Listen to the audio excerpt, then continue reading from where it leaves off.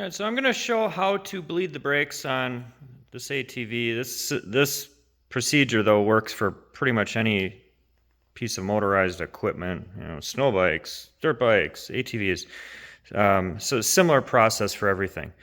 Now, why do you need to do that? Well, in this case, I replaced that hose. So I introduced air into the system, and air is compressible. Brake fluid is not compressible. So when you have air in the system, in a hydraulic system, it will not work. You need it to be all fluid, because if it's not fluid, then you won't have power to your brakes, basically. Because when you go to compress or depress the brake lever, instead of that pushing fluid from one end of the system all the way to the other end of the system, you just end up compressing the air instead of pushing the fluid. So you don't get action at the brake pads. So you don't stop, which is bad.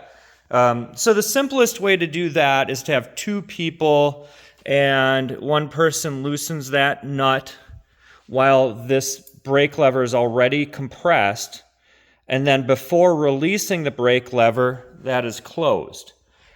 And that cycle is repeated over and over again until all the air is out of the system. That takes two people.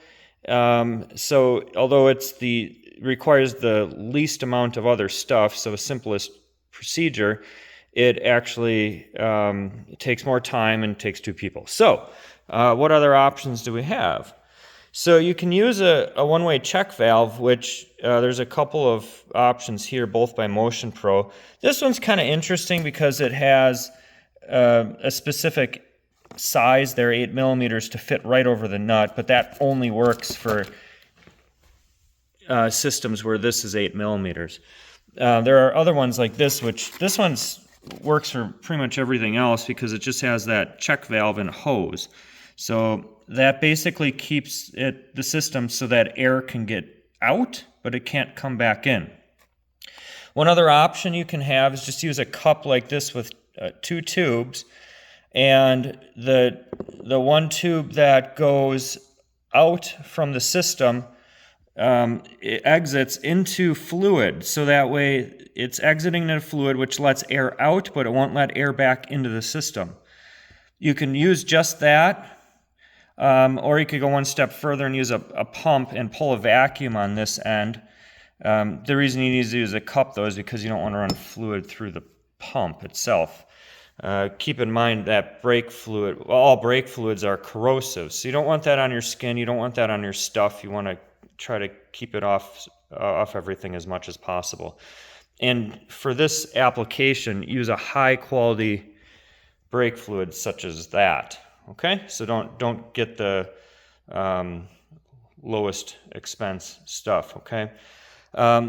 Other thing to keep in mind is brake fluid with time will take on moisture and it'll become less effective and potentially wreck your system. So it is good to kind of flush that stuff out after a period of time, okay?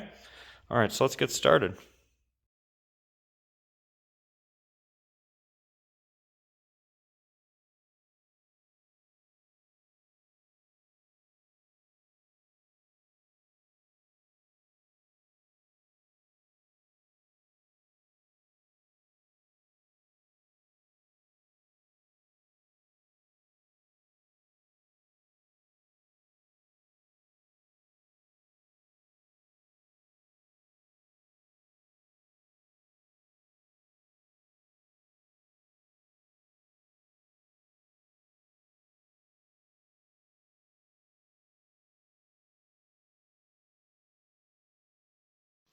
All right, so marker for success in terms of bleeding your brakes is making sure the outgoing tube has no more air bubbles in it. So when you depress your brake lever, you shouldn't see more air bubbles coming.